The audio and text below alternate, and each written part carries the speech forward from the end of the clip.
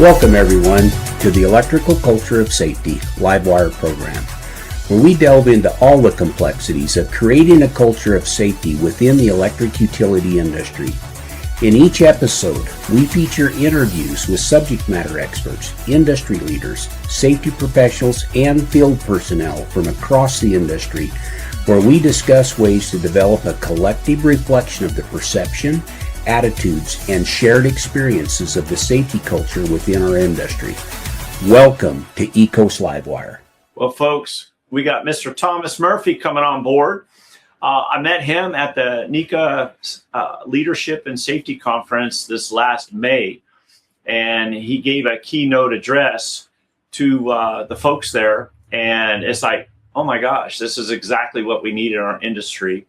And it's been lacking for ever since I've known. And I actually went to his session that he also trained and taught regarding coming together in a circle and sharing our hows and whys and each other's lives with one another. And it was just amazing. So I had to meet him, and I walked up to him afterwards, and we got to know each other pretty much right there and then. And you know how it is, fate and destiny kind of thing. But let me read his biography real quick. Tom Murphy, director of Sweethearts and Heroes, husband, a father, and businessman who lives in St. Albans, Vermont. He's also a former railroader, restaurateur, and mixed martial arts competitor who appeared in the second season of Spike TV's The Ultimate Fighter. Tom has used his UFC experiences as the wonderfully ironic and delicious hook during his Sweethearts and presentations. I hate fighting, he tells his students, and they listen. It's pretty awesome. Tom was born and raised in Philadelphia, PA. When he was 12, his family moved to Cooperstown, New York, where he graduated from Cooperstown High School. Tom also graduated Summa Cum Laude in human psychology from SUNY-Brockport. His business experience and athletic background were instrumental to the start of Sweethearts and Heroes, but his inspirations began during childhood when his parents spent years opening their home to people that needed hope. Hold on, possibilities exist. Hope. When Tom was a child, he gave up his bed for nearly a year and slept in the family bathtub so that someone who needed hope and his bed could have them. Sweethearts and Heroes is a student empowerment and empathy activation team that aims to prevent hopelessness, bullying, and suicide with a focus on basic components of social emotional learning, SEL. Sweethearts and Heroes offers a profound, engaging signature presentation that calls for hope, empathy, and action, Circle, which is built on the ancient ritual of communicating in a circle to build empathy, and the brave youth leadership, which trains older students in bully drills that they in turn teach to students in lower grades. For more than 16 years, Sweethearts and Heroes has presented the stop, drop, and roll of bullying to more than 2 million students in school districts from New England to Hawaii and north into Canada. And we'll get at the end, we'll get Mr. Tom's contact information, so you all want to reach out to him. But Mr. Tom, come on board, man. Come on, brother. Bro, that makes me sound important, man. I like to think of myself as just a janitor, man. I owned a restaurant for years, and people would come up to me and they'd say, "You the owner?" And I'd say, "No, man, I'm just a janitor. My job is just to clean up the messes around here." And you own the place as a patron of a restaurant. You don't show up, we don't have a restaurant. And probably pretty much like this show, man, the listeners are the owners, and I hope that we can bring some value to the owners of your podcast and your industry, because the men and women that run it really truly are the owners of that industry. And I'm just hoping that some of the great skills that I've been given by other great humans in my life can be passed on in this conversation, or some of them anyway. Yes, sir. Absolutely, man. So Thomas, when I met with you, it was after your session. I walked up and we talked a little bit, got to know you and get your contact information, which was amazing. Your experience and your childhood it's just so interesting how everything pushed you around where you needed to go. You made the turns where you had to go, but it was life around you that made it happen. And you just basically showed up and you did it, man. You just showed up. You followed the lead of the tide, the ebb and flow of the tide, and you just whatever. And share with us your childhood, man, that shaped you and programmed you and wired you to where you're at today. You know, I appreciate what you said, man. And when I think back to through my life, I think it was Steve Jobs said, you can never connect the dots looking forward. You can only connect them looking backwards. And I take a little exception to that because I think there is a way to connect them looking forward.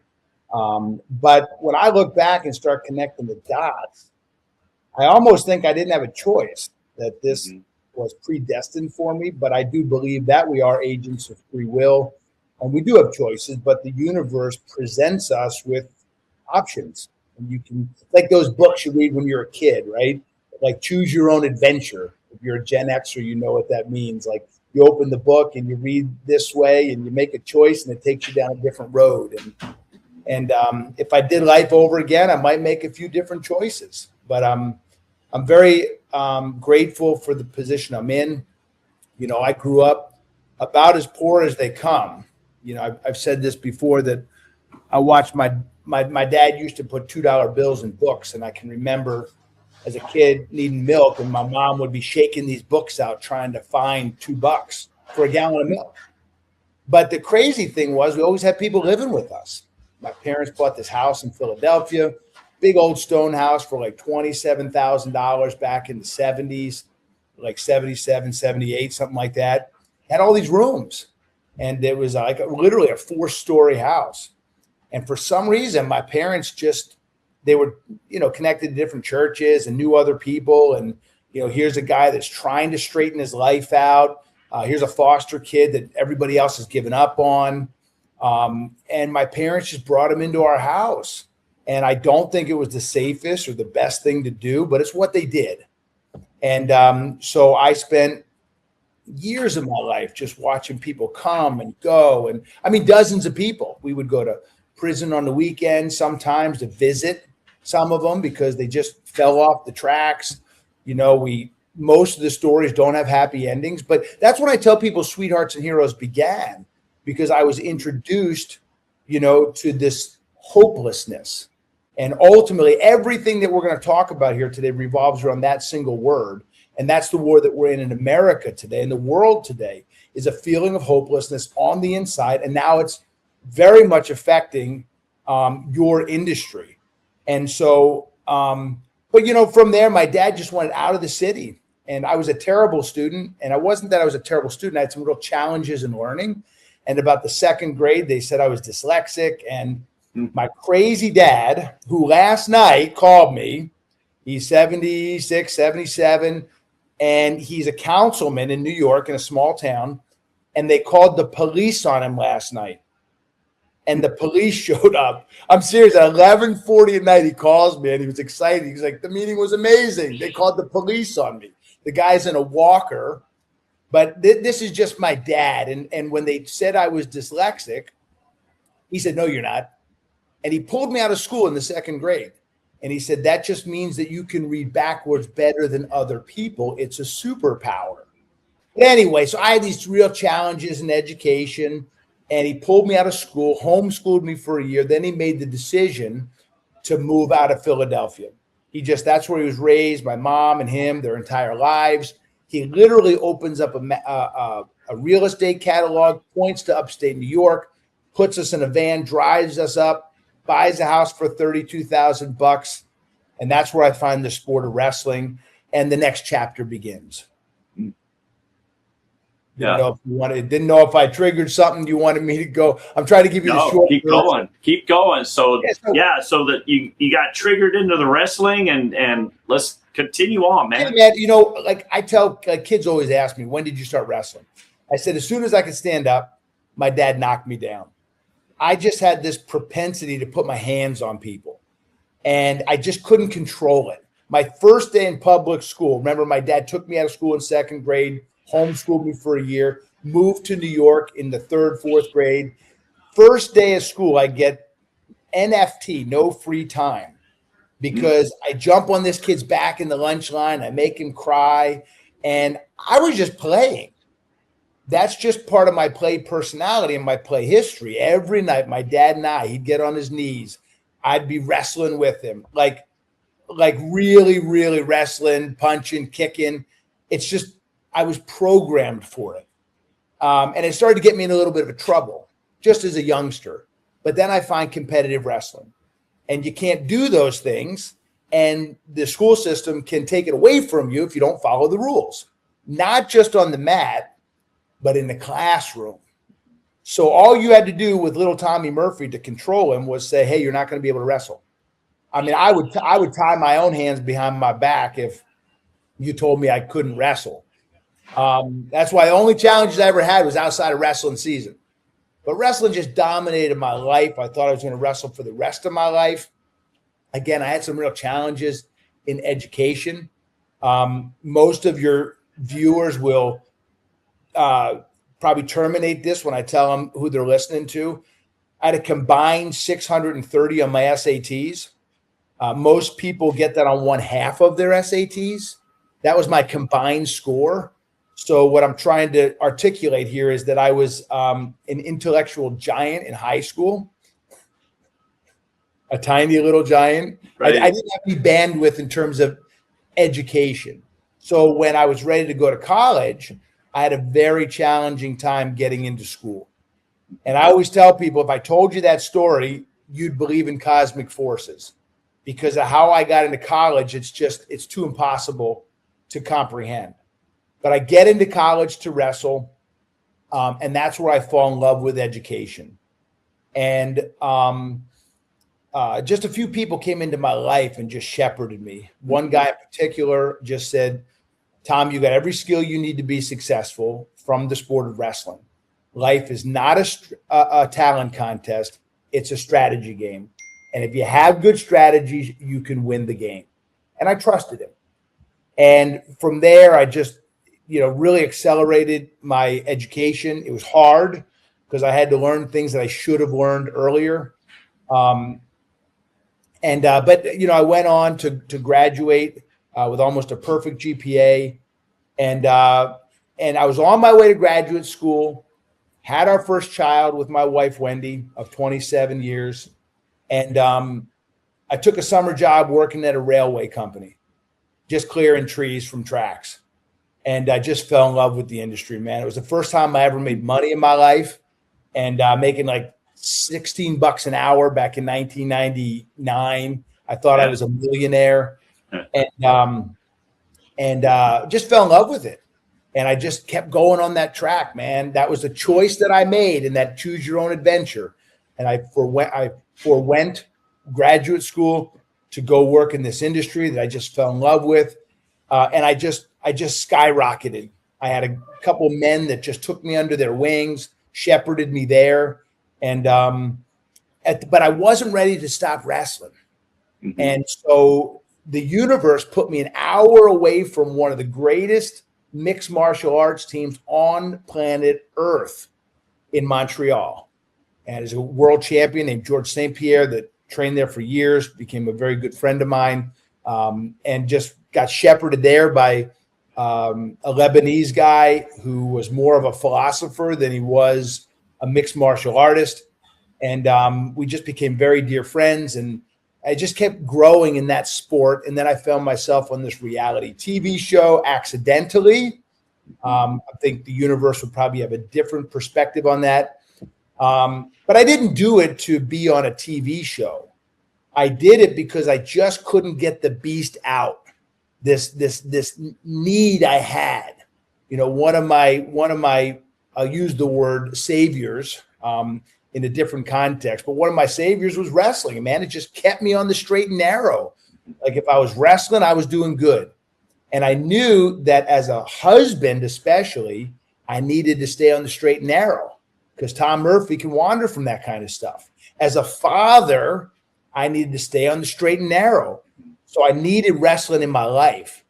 And so I dedicated my life every second I could to drive an hour to Montreal and back. Found myself competing for the UFC with a small contract. And then I had this series of fights that just fell apart. I was like all pumped up, you know, hit the big stage. And I had like 3 or 4 fights that just bombed. Like one guy got hurt a week before. I was supposed to go to Ireland. A couple other things fell through. But what happened is after the TV show and after the UFC fight, people started calling. And they're like, hey, Tom, could you come talk to our football team, wrestling team, basketball team, cheerleading team, and just give them these little strategies that I got in business and sports and life. I was in a small business world myself on the side, and I was just collecting all these great strategies. And I said, I can give these to kids, especially the ones that have difficulties like I had. And so I did. I was doing the handfuls here and there. And then a buddy of mine called me from college and said, hey, I'm in trouble. This speaker we had last minute fell through. Could you come do something on bullying for 900 middle schoolers? And I'm like, I guess so. When was that time Back frame? in like 2008, 2009. Okay. All right. Somewhere in that time frame. And I was like, yeah, I could do it. And so you don't realize that middle schoolers are the greatest savages on planet Earth. Like elementary kids, doesn't matter what you do, they'll enjoy it. High schoolers, if they don't buy what you're saying, they just tune you out and whatever. Middle schoolers, 900 in one room, they'll ruin your life. Because within 5 minutes, they're off-ramped and distracted. And now they're poking their buddies and doing all kinds of crazy stuff. And you're trying to give information. So what I found was you got to hook these kids. Mm-hmm. And my goal was to play a minute of me competing, run out there. Anybody know what that sport is? Mixed martial arts. And I said, I'm going to tell you one thing about it. I hate fighting. And the kids are like, what? That doesn't make any sense. But I competed in a sport that I'm very proud of. Fighting is to use violent physical means, such as blows, fists, or weapons to overpower someone. I am not a violent man. I'm a man that competes against other men in a sport that I practice. Like any other thing that we do on planet Earth that we want to become great at, we practice the skills. I don't go out and randomly punch and kick people. I do it to my friends and people that I love and I care about. There's no violence in that. So I give them a little bit of education, but now I got them. And now they're like, what else is he going to say? And so just really, man, accidentally, as the great Bob Ross would say, this happy little accident, from 2009 to 2014, I partnered with a guy that got blown to heck in Iraq, one of the great world's hope experts, Rick Yarish. 60% of his body instantly burned away, September 1st, 2006. And, I knew as I was starting to talk to kids and they were starting to tell me their stories that the real monster we were fighting was this feeling of hopelessness because things were happening back from 2010 to 2015. Suicides in middle schoolers since 2007 have tripled. 30% of young women post-pandemic have considered ending their own lives, and 24% have had a plan. And I was learning all this stuff, and I was feeling it, and I was seeing it, and I'm having these conversations with young people, and that's when I knew I needed help. And I meet Rick. He understands this feeling of hopelessness. I said, I got to learn from this man. So we kind of partnered by 2014, and I'm going to land this big old plane now. By 2014, it had become pretty serious. Had a conversation with my wife, and I said, I think I got to be done in the rail industry. 17 years. Something happened on a Tuesday at a school. That Thursday, I left my career. Didn't really look back. I did a little consulting just to pay some bills because you don't make a lot as a high school, middle school, elementary school speaker. But Rick and I have been in front of over 2 million students from Houston to Hawaii to Montreal, like you said. And we've really built this amazing system. And I'm glad the name of your show or the theme of the show is about culture. Because if there's one thing that Sweethearts and Heroes does, is it builds culture. Mhm. And I won't want to say I'm an expert in culture, but I can walk into most businesses, being a small business owner, working for a multi-billion-dollar company, being in thousands of schools in the US that are like businesses. And I can just tell you what the culture is like. And I also know how to build culture.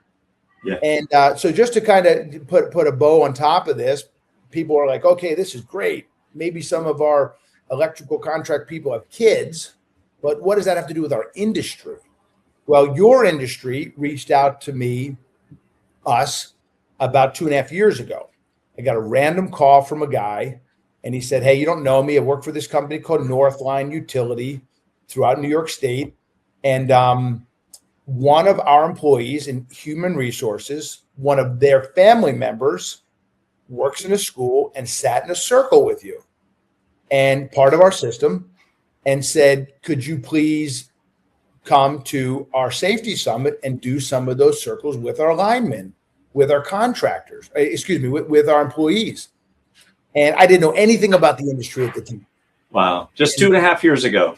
Yeah. Seriously. And that's 2.5 it. years ago. Wow. But here's what's really fascinating, my friend. We've been working at 1249, the union in New York, 2 weekends a month it'll be going on a year pretty soon. Mhm. 5 apprentices saw us when they were in middle school and high school. Wow. So what's interesting is those young people are now in your field. Mhm. And it's not just your field, but your field is having a humongous challenge with this feeling of hopelessness. Everybody knows about the 22 a day when it comes to the military. What does that equate to in terms of how we measure suicide? And this is not just a suicide message. This message, that's just maybe the worst of the destructive decisions. But this blows people's minds when you give them this context. The 22 a day in the military, the Marine Corps lead the charge. That equates to 34.9 per 100,000 people. So when we measure the statistic of suicide, like the average rate in America is between 12 and 14 per 100,000 people, the military is at, the Marine Corps is at 34.9. Your industry is between 52 and 68 per 100,000. And most of these are men, because this is a male issue largely in America. About 40,000 men a year in our country and their own lives. And so we found ourselves knee deep in this industry that says, we don't know what to do. What can you do for us? And I got 100 stories we could talk about, because on the contractor side, we've been doing this with Richardson and Son, Cheryl and her team. And we've been doing it at 1249 for almost the last year. But we've also been working with several other contractors, 1319, Local 42, 1547. I was on the phone with 245 yesterday. So people are saying this is the solution, this system called the fifth wire. That'll catch you up to kind of where we are with a whole bunch of stuff I had to leave out. Yeah, no. Okay, so let's go back just a little bit, and because you brought up the fifth wire, which I want to get to in just a moment. But you have a foundation that was based on the fifth wire. Actually, is based on this foundation is Sweethearts and Heroes. So, kind of go over Sweethearts and Heroes, and then I want to get into the fifth wire with you. I'm glad you said that, man, because most people get confused by the name. And I've had people for years say, Tom, you got to change the name. It doesn't make sense. And I say, I know, man. I go show up at a school. They pay us money to be there. And I walk in the door and the guy is like, you're from Heroes and Hearts and Heroes. I'm like, Sweethearts and Heroes. And it's really funny because it's happened forever. And then people say, well, you should change the name. You even know it doesn't make sense. So when my buddy called me and said, can you do something on bullying?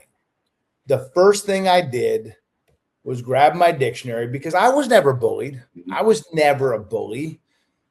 I witnessed it. I certainly was a bystander, like just about everyone.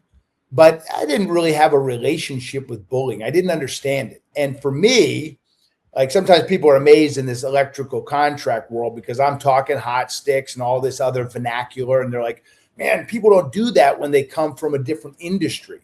But I absorbed myself, man, as deep as I can get, man. I got videos of myself working with tree guys climbing ropes, putting, hooks on and climbing stuff. Like, I want to know everything I can, man. I want to hold in my hands 100,000 volts of electricity. I want to be part of that energized system myself because I just want to be in the game, man.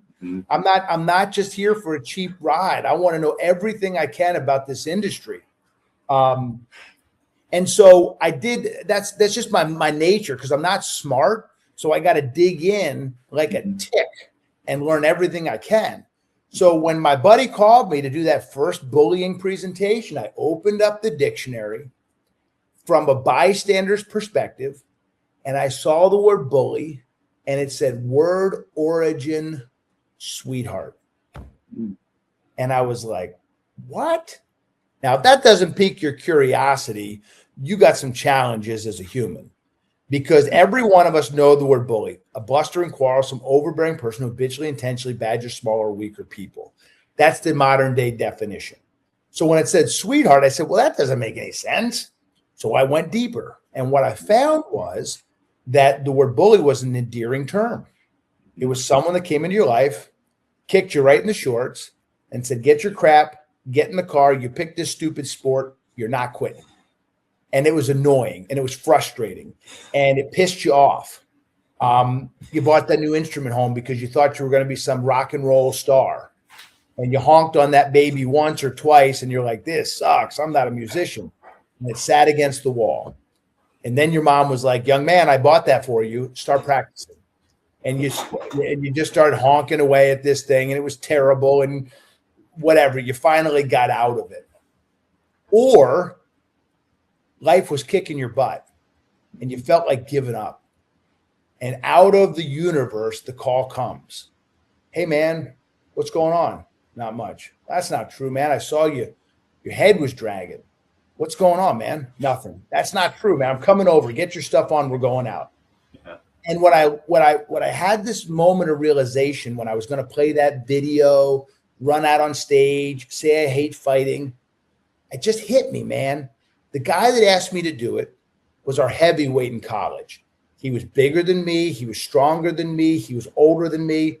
He literally would slap me on the face in the weight room when I was like struggling to get that weight up. He'd shove me across the room like violently when I didn't execute a move correctly that I should have, that I was lazy about, and I didn't pick my head up the right way. And he bullied me, but he never did it to humiliate me, to wound my dignity. What he did was he said, Tom, you're better than that. And what I realized that day was I would have never gotten to that cage as a professional on the biggest stage in the world if he didn't come into my life. Right. Where would I be? And what I just had this moment that every human has had someone come in and give them this thing called hope. Hold on. Possibilities exist. HOPE. When you don't see the possibilities, it's that more knowledgeable other, the person that's seen those dots connected in the past, that sees your potential, that says, bro, you got more in the tank, baby. And they push you through it. And if I went to you personally and pulled those people out of your past, you'd vanish from the screen. Any listener would vanish from listening to this podcast because it's a common thread that we all share. And the thread is this thing called hope that we all have inside of us that we can give to other people. But again, man, back to that choose your own adventure, baby, right? It's a choice you have to make. There's this great ancient piece of philosophy that says what? We rejoice in our suffering, right? The difficulty of life, because that suffering is what produces the endurance. That endurance, getting through it, produces character, and that character turns into hope that you can give to someone else. That's the cycle right there. And I just had this moment, and I still get chills right now thinking about it. that every person I see walking down the street, man, they're carriers of hope. They're sweethearts for someone else. And that's just the seed. It's the tip of this Sweethearts and Heroes iceberg. But let me go back to choice, and I'll land on this heroes part, because I spent all this time on sweethearts and hope and all this stuff. But the defining characteristic of a superhero, which every kid wanted to be, I don't care who you are, across planet Earth, it's one of the great archetypes. I ask kids all the time, what makes someone a hero? And they're like, oh, they're superpowers. I'm like, well, hold on a minute, brother. The bad guys got powers. And they're like, oh, yeah, that's right. And here's what makes someone a hero. Their willingness to do things that other people aren't willing to do, to jump into action. It's a great idiom that every kid knows. You go into a room with a bunch of kids and you say, heroes, they jump into, and every kid will finish the sentence, because you can't be a hero unless you make the choice to give that hope to other people. So those are the two great axioms of Sweethearts and Heroes: hope and action. And it's never changed from day one. And it's always been about empowering young people to recognize the hope that they carry from the difficulties that they went through, and to give it to the other young people around them. So when I talk about your strength, man, you know what that is? It's not your speed. It's not your power. It's not your intelligence. It's your divorce. It's your parents' marriage that fell apart. It's your sister that passed away. It's your mom that had a miscarriage. Those are your strengths. And a kid looks at you like, what? No, that was terrible. Brother, you got through it. And there's someone else that doesn't know how to get through it, that doesn't have the skills to get through it. You got the hope. You got to give to them. And that's what we've been doing. And now what we found is that exact model, and our entire system is working in this industry with these men that are facing some really difficult challenges around that same feeling of hopelessness on the inside. And that is 100% accurate. After we are finished, I'm going to give you some information, Thomas. I think and I figured you were going to go here because I kind of know you, your vibe and everything. But this gentleman here, Tyler Gray, forged out of chaos. Huh. A ranger. He got blown up as well. And oh my gosh. I'll send you his information as far as contact and all that. Okay. But yeah, we were forged out of chaos. So what are we going to do with it now, right? Yeah. And we do have the superhero inside of us, every single one of us, but everything's trying to squash it. So where we don't recognize it and get to that point where, wow, we really have this power within us to help others tremendously. And by doing so, kind of in a selfish way, we actually are helping ourselves as well. Yeah. But we do have that superpower in us. Every one of us, every single one of us, we have that. And you're exactly right. And all those things forged out of chaos. That's where we're at. So now what? Where are we going to flow, man? You're right. I love that word forged, man. It just gives you such a beautiful depiction in your mind, in the image that you see, and just when you forge a piece of steel, mm-hmm. and it's just red hot, and man, Viktor Frankl, the great survivor of Auschwitz, when he talks about meaning in life, and he says the greatest form of meaning is the attitude that we take towards the unavoidable suffering that we go through. And just comes back to that ancient piece of wisdom I gave you, that formula that, when I sit with a group of men, and I'm getting towards I'm skipping a bunch of steps here when it comes to our work, but you're just triggering some imagery in my brain where I sit in a circle with a group of men, and a guy says, man, my grandma's taking care of my sister right now because my mom's a drug addict. And this is a 28-year-old kid. And but my grandma's getting old, and I know I'm going to have to start taking care of her as well as my sister, who's only 9 or 10. And then the next guy says, man, I didn't want to be here this weekend. Last week, one of my best friends growing up committed suicide. And this old guy that, has been a real mentor in my life is dying. And he cut me off, my whole little group off, because he's literally dying. He's terminal in the hospital, and he doesn't want us to have to share in his misery, and he won't answer the phone. And then it goes to the next guy, a retired police officer, who says, I didn't want to be here. He's gotten into the line industry at 37, 38 after getting out of the police of 20 years or whatever it is. And he says, last night my daughter was assaulted at college, and I wanted to grab a gun, and I'm on the phone. And then there's 3 or 4 other guys that share, and one guy that had to take care of his grandfather as he was going on end of life. This old man that had 4 kids that didn't want anything to do with him because he was such a monster, because his wife was institutionalized, and he had to raise all 4 kids by himself and go to the institution to see his wife. And like the kids were all mad at him, so his grandson had to take care of him and wipe his butt.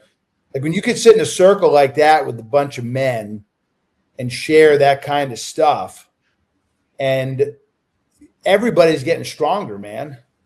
And there's other people that are just sitting there listening that might be younger, and maybe they're in the middle of that, but they don't know how to articulate it. These men are lending their courage to each other. It's not about saying, oh, I'm sensitive. Like, that's not what it's about. This is the same thing men have done for hundreds of thousands of years.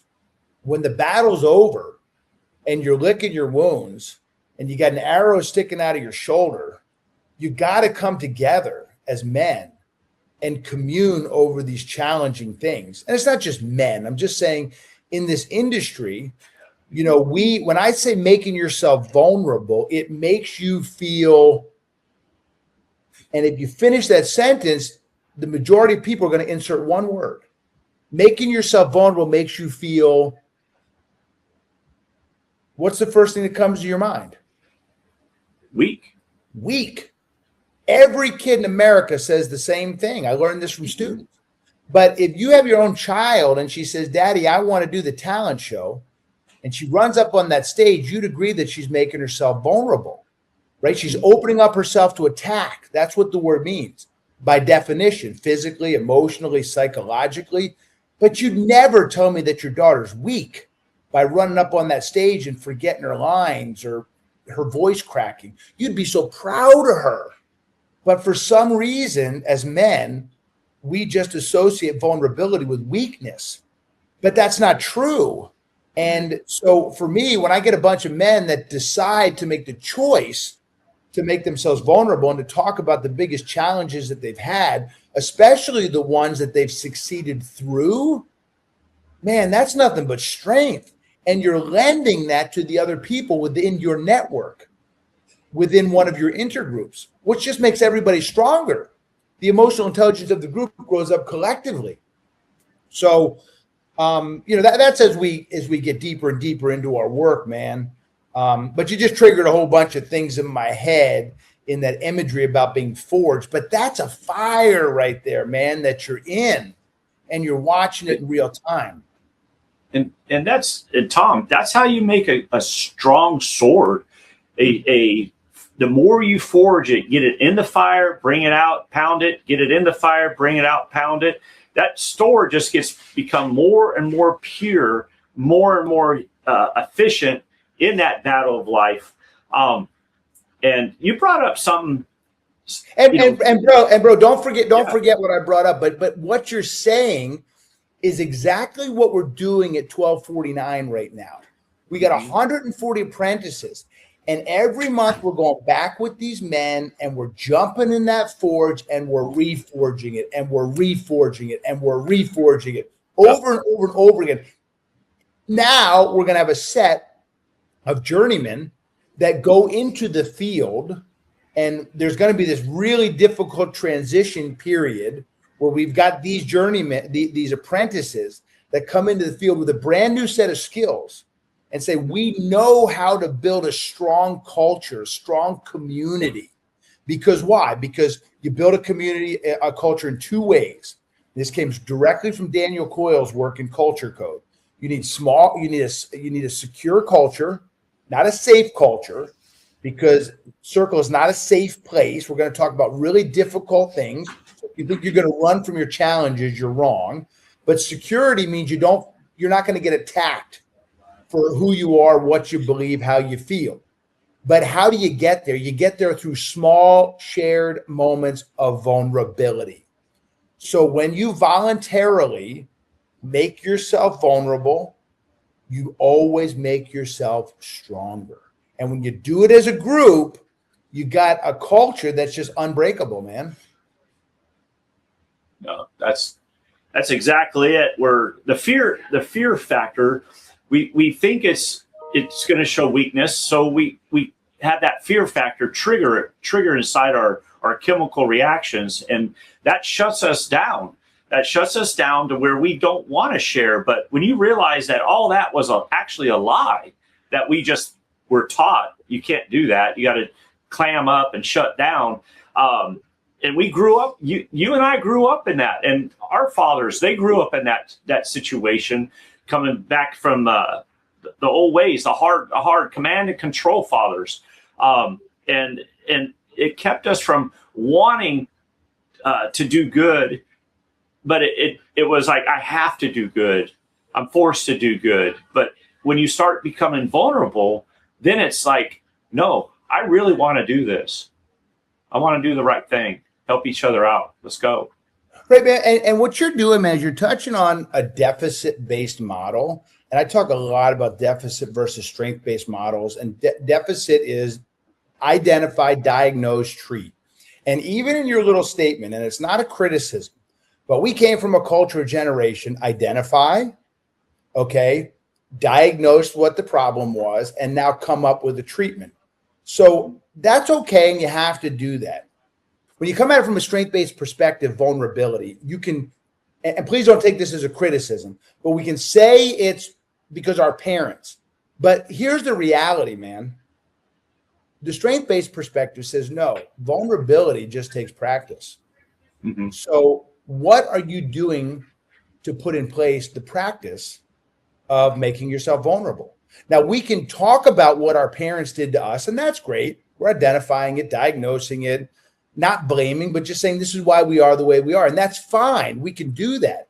But the reality is, from a strength-based perspective, I say, no, we need to set up a structure to start practicing being vulnerable.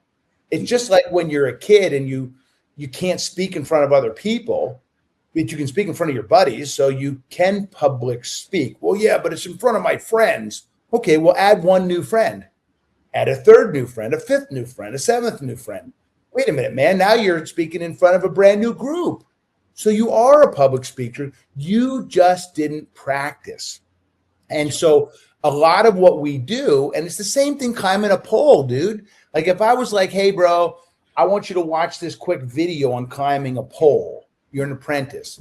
Okay, great. You're qualified. You're going to be on the job tomorrow and you're going to go climb a pole. You'd be like, Tom, that's ridiculous. But how can you expect any of these other human skills like vulnerability, right? That's just one of the thousands. When do you practice making yourself vulnerable? Well, you don't. Well, maybe you should start practicing that skill, because when you talk about your divorce one time, the next time it's a little bit easier. And then the third time and the fifth time. And that's a practice. So what we just need to do, man, is we need to put structures in place where we're practicing human skills that we used to practice naturally. And we just don't do it anymore. Things like self-directed, self-controlled play, where kids, it's called the diminished consciousness of self, is the scientific term, the diminished consciousness of self. When kids are playing with their buddies, they're never like, oh, how does my butt look in these jeans? Like, no, they're just playing. They're looking ridiculous. They're looking silly. That's the practice of vulnerability that largely we've removed from kids. the self-directed nature of play, and so many other ways that kids used to make themselves vulnerable. You used to have to go into a store and make a purchase. In the 1950s, to be eligible for kindergarten, you had to go into a store and make a purchase by yourself.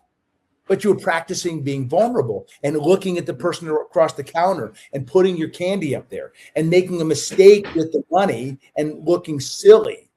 So we used to practice a lot of those skills naturally.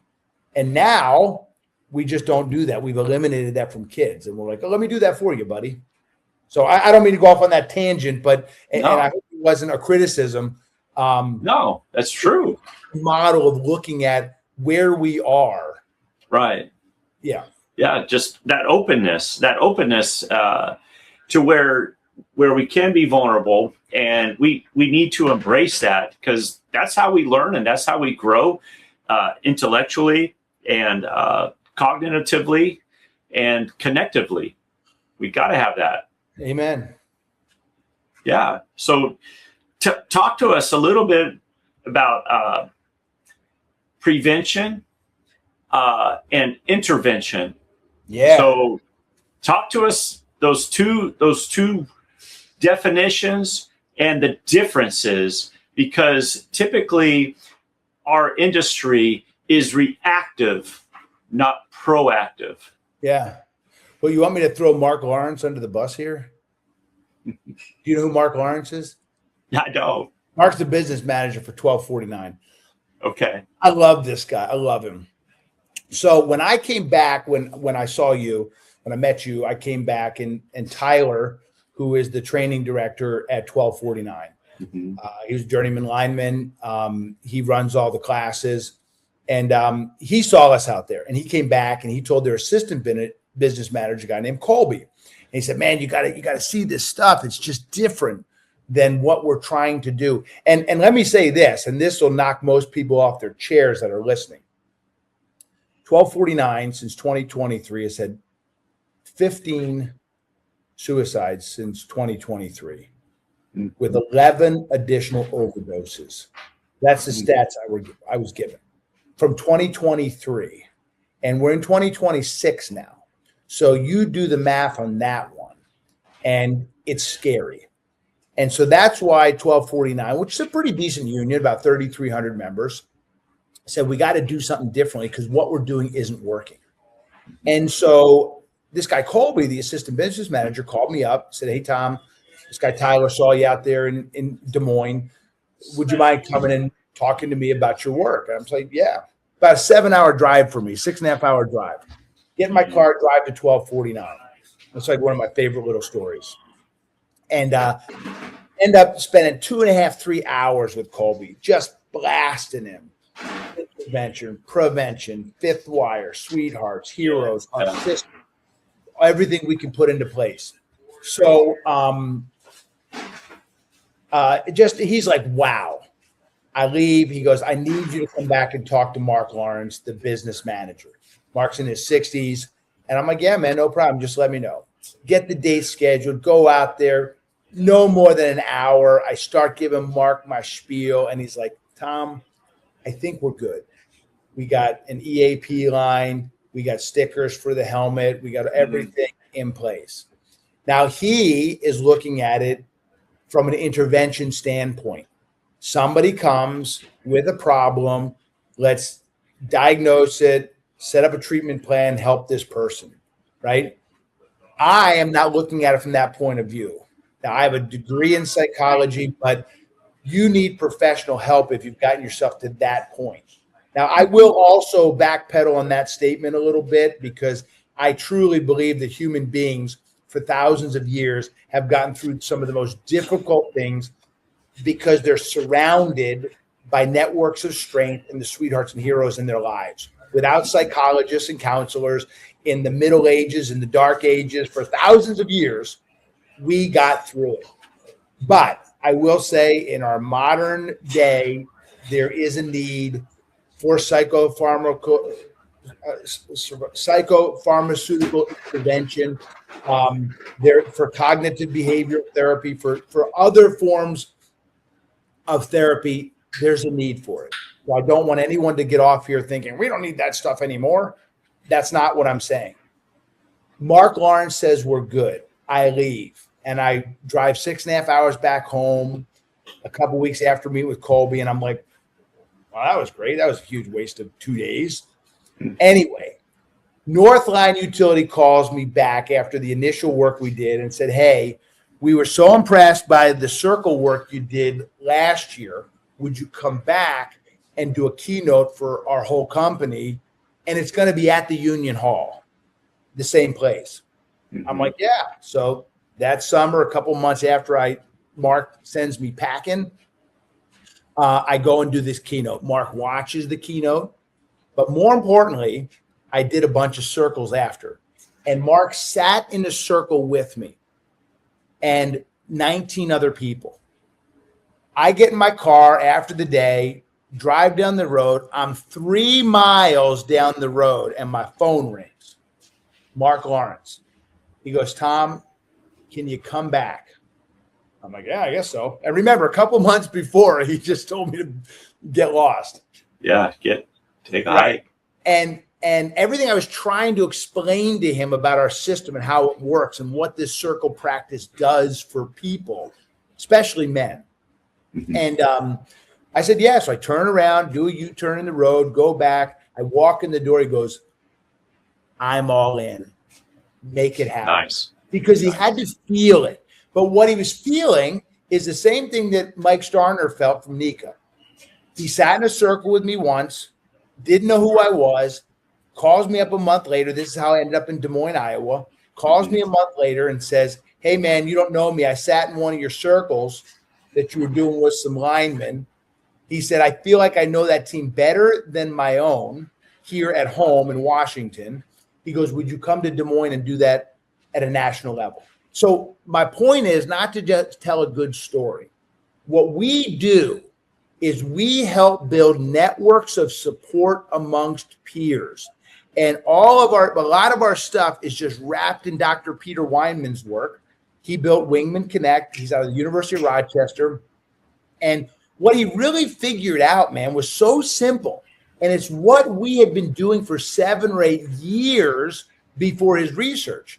What he found is that peers always establish, through mostly their gatekeepers, unhealthy social norms.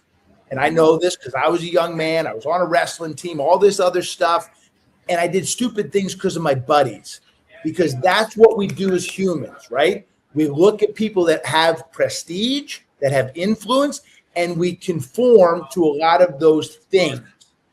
And we conform to not mostly, but a lot of the inappropriate behaviors as a teenager, the risky ones. But what Dr. Weinman figured out building Wingman Connect for the Air Force is if you create the right conditions, peers will also establish good, healthy social norms. And the problem is we have these stigmas and these social norms that you and I, Gen Xers, got from the boomers, and they handed us this stigma of, hey, don't talk about that. Something bad happened in your family. It happened, move on. And we took that and we operated that way. That became our operating system. And what did we do to our kids? The millennials or the Gen Zers? We just gave them the same one. And we didn't do it consciously. We said, hey, but this generation is different, man. They don't have the same resiliency skills, right, that you and I had, mowing lawns and splitting wood and shoveling driveways and all that other stuff and all this self-directed play. And they had this huge gap. But they also know everything and want to talk about it. Because I said doesn't work with those people anymore. Like but they can't articulate it. They can't, feel that, or they feel it, but they just can't process it the way that you and I process our emotions, because our emotions were processed differently based on the backgrounds that we had. So our work, man, and I'm in a bit of a rabbit hole here that I'll pull myself out of, and I hope it all makes sense. But our work is not about showing up with a kid or a person that's in a meltdown. Yeah, we have some stuff for that, but we're trying to get people way upstream before that happens. hey man, you just initiated this divorce, or your wife just served you these papers. There's 5 guys in this circle that have been through that. And they're going to tell you and show you and help you all the stupid things that they did that they shouldn't have done. And you should pay attention, because that's really expensive experience. And you can take it as inexpensive experiences if you want to, if you can surrender and bend the knee and make yourself vulnerable, or you can just do it yourself like men like to. And then you'll find yourself, in a really bad place financially. You'll find yourself in a bad place emotionally. You'll find yourself in a bad place spiritually, physically, all that stuff. Meanwhile, your job just got moved 2 hours east, and you got this electromagnetic frequency that may or may not be doing something to you, and you got issues with your parents going on and your sister going on. You need someone to give you some guidance, brother. Someone that's been through the fire, been through the forge. And so we are trying to help these men before they get to the need for intervention. Yeah, that's awesome. That prevention. Yeah. Yeah. So that's that. Thomas, basically what you're doing is you're showing people how to open up. You're showing through meekness and humility, vulnerability. You're showing people how to open up, and you're fostering that gift of free energy that we have. That same free energy that our system really wants to kind of shut it down. All the words and all the voices and all the things, the TV programming that's on there, the media, they want to shut that free energy down that we have. But, to keep us from connecting neurologically and keep us from connecting spiritually. And I'm not talking religion or anything. All I'm saying is mono with mono, man. Brother and brother and sister, connecting that way, that frequency and vibration, that free energy that you said that you feel when you could go into a service center or a company, organization, and you instantly feel it. And it's a real gift, but that's what you're fostering right there. Yeah, it's funny, man. When I spend time with 1249, especially, and several other locals we've been working with simultaneously. But, one of the first things I do when I get into the circle practice is I walk in a room and we have fun first. You experience that. You always, you got to make yourself physically vulnerable before you can make yourself emotionally vulnerable. Your emotion creates your emotion. But one of the things I like to tell people, especially these big hairy dudes that are supposed to be tough as heck, is if you're having a struggle in your life, I'm not there. I'm not here for you. And people are like, what do you mean? I walk into schools across America for 16 years and I say, I'm not here for kids that get bullied. And they're like, what are you talking about? That's why you do this. I said, no, I'm not, bro. It's disingenuous, whether I'm in a circle with a bunch of linemen, a bunch of electricians, whoever, military, infantry, Marines, kids, teachers, business people. It's just so disingenuous to think I'm going to come in, give you a 30, 40, 50 hour long thing and think I'm going to change your life.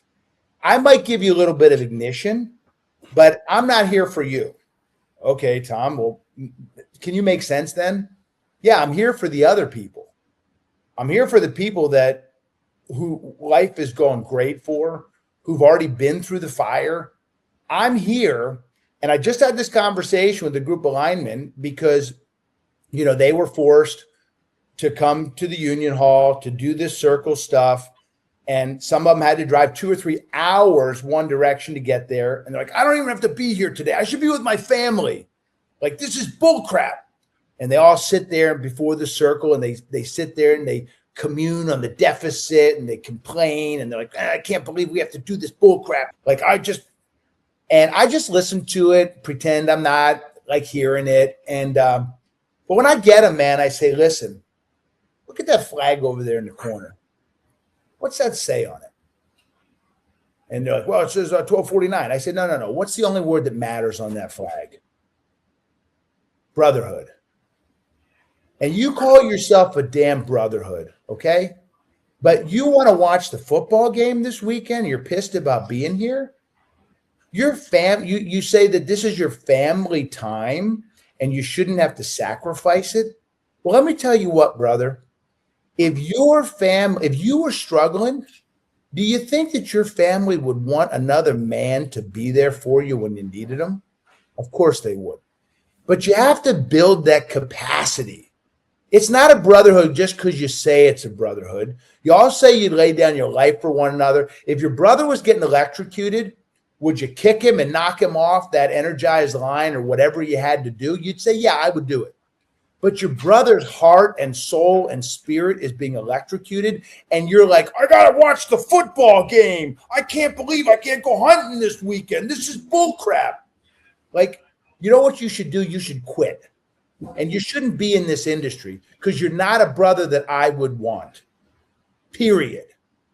And I tell guys that right to their faces, because don't say you're in a brotherhood, but you're not willing to build the capacity to help your brother through this invisible, insidious monster that's consuming his soul.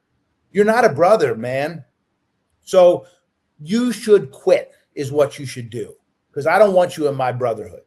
So if you want to be in this brotherhood, I'm in circle here for you so that you can lend your courage to this guy who's sitting there thinking about taking his own life.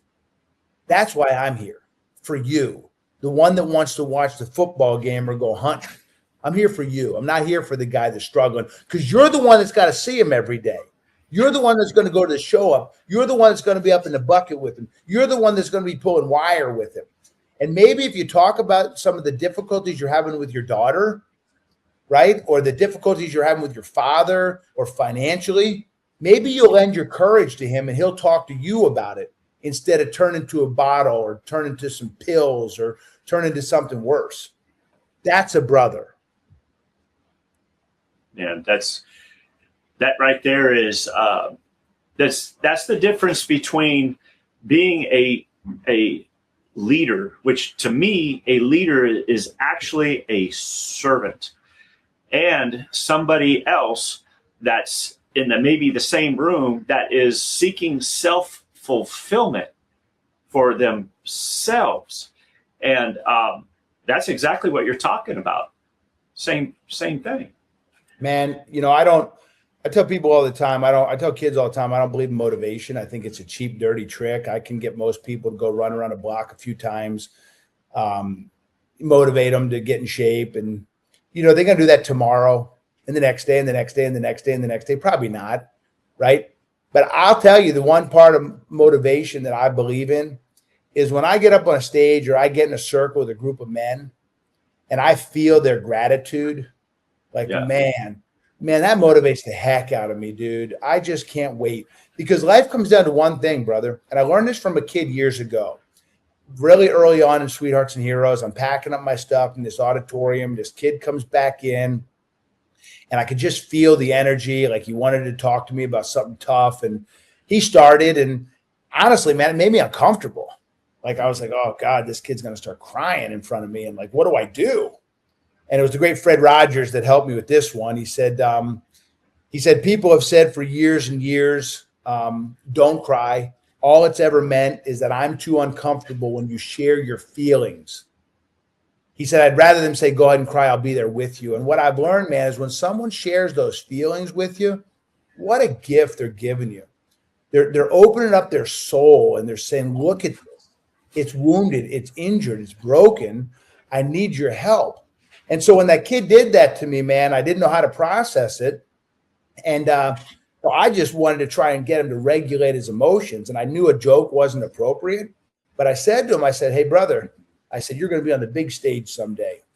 And the kid literally looks at the stage and he goes, I'm never doing that, because I just got off the stage speaking to the whole school.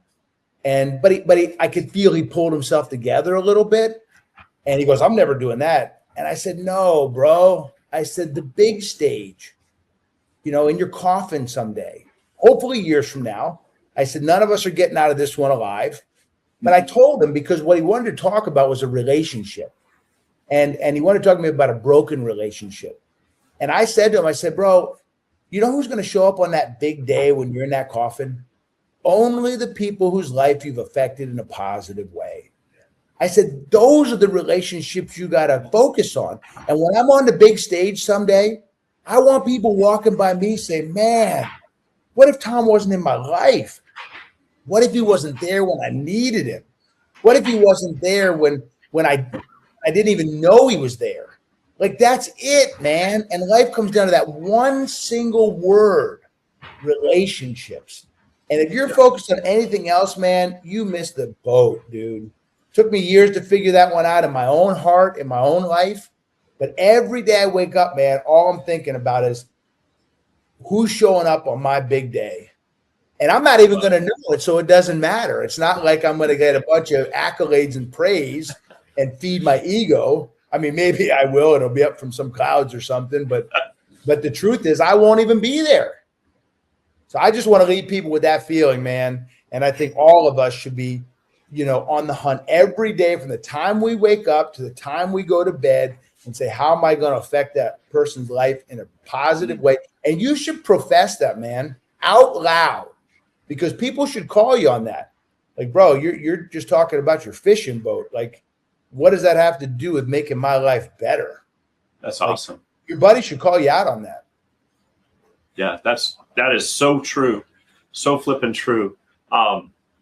So that there's so many, oh my gosh, Thomas, there's so much that you've covered here, and that was a good topper. Real quick, let us know the fifth wire, because you're going to a new tangent here, and I like it. Our industry needs this desperately. So just real quick, the fifth wire. Yeah. So real quick, right now we're in, I want to say development, but it's live development. And we got two rails that we're really riding right now, on the apprentice side and the contractor side. And even though we're doing stuff with multiple unions, we've dedicated this next year, we're almost complete with 1249, 2 weekends a month. And we have a couple phases to it, about training apprentices in phase one for a year. And then it's about moving them from the round table circle, which is an hour and a half long practice of developing these skills, all kinds of different human skills.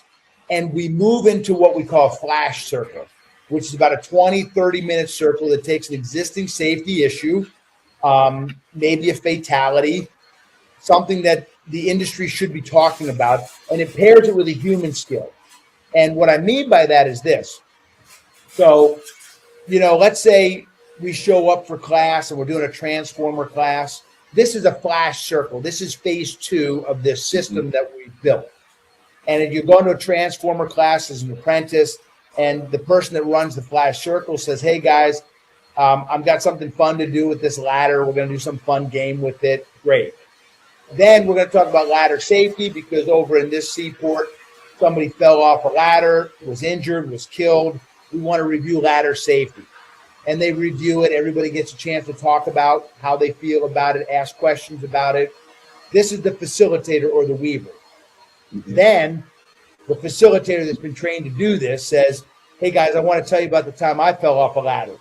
And he's going to share something about his own life, a divorce, losing a child, something. And he's going to give everybody a chance. But what I'm doing, though, man, is I'm lending my courage to you and say, when you're ready to talk about some of your own challenges, give us your strength. And maybe this year you're not ready, but maybe next year you will be. And we're just practicing that skill.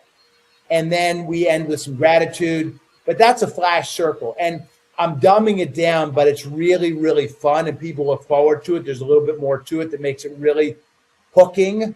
It really hooks the people. So we're doing that to hopefully, like with Richardson, which is the other rail that we're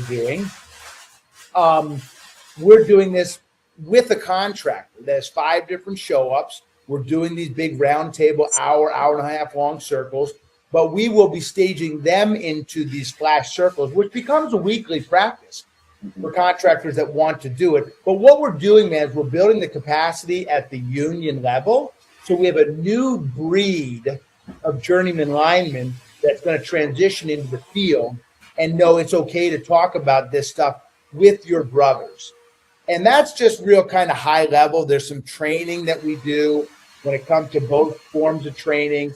And we have a full platform that takes our keynote speech that you saw and breaks it down into videos as kind of an onboarding process for new apprentices that enter the trade. So you have to do all this new onboarding, whether it's sexual harassment, whether it's other kinds of training. Well, we have what we call the Fifth Wire, and it's a 17-part series that's based on that keynote and so much more. And I promise you, when you watch episode 1, you're going to want to watch episode 2, and you're going to want to watch episode 3. It's not like, let me just get through this thing. So it's very exciting. And but our real goal is to take this and spend most of our effort and resources on the apprentice side to build this new generation of journeyman linemen across all IBEW categories, and give them this fifth wire. Because it's not about linemen. It's about anybody that's in this trade that can be affected by this insidious force called hopelessness. Yeah, that's awesome, Tom. So that's some of the big things, man, right? It's some of the big things that you're working on, right? Oh, well, in terms of big things, I would say we're going to be at the Outside Line Conference breaking this down. That's big. So everybody in the outside line world will be hearing about this in March. We're going to go to District 3. Frank just took over there as a new VP. And all of IBEW District 3, 5 or 6 states. We're going to keynote that in Atlantic City in March.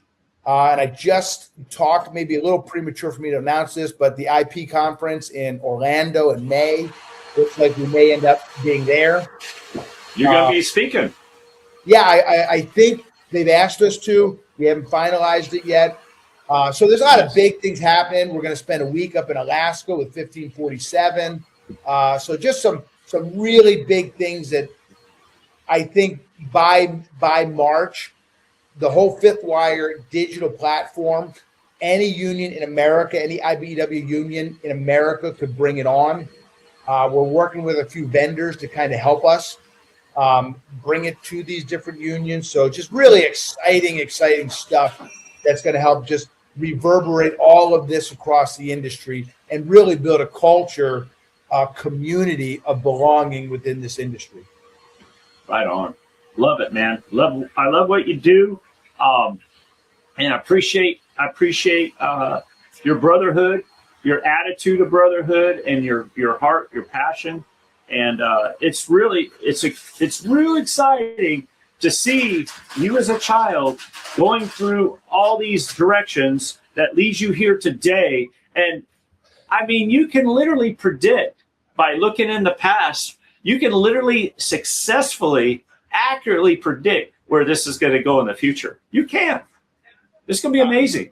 I hope so, man. You know, the last thing I'll kind of say on this is, you know, when the universe put me back in this industry, my first thought was, I'm still a kid. I mean, I'm 50. And I'm like, I'm not ready to talk to men, to adults. And I think underneath my nose, the universe has said, hey, Tom, you're 27 years in the saddle of marriage. That's really hard. You got 4 kids. My youngest is 21. So I've been through the forge myself. And if I don't give that experience back to other men, I'm not doing my job. And so it's time. It's time to bring this to other men, whether it's this industry or any industry. Yeah. So that when you're in that big stage, check it out. You're going to have a lot of mini Thomases sharing what you've been sharing for all these years, little mini yous everywhere, man, when you're in that big stage. And then the stage just keeps on widening. The territory of what you're sharing just gets bigger and bigger and better, man. I hope so, brother. I hope so. I'm just a janitor. That's right. We all are. That's where the servant attitude comes in play. That's the largest people that make an impact in this world. They're just servants. Yeah. Appreciate your heart here, brother. And thank you for being our special guest, man. You're awesome. Well, I appreciate you. Thanks for letting me do this, man.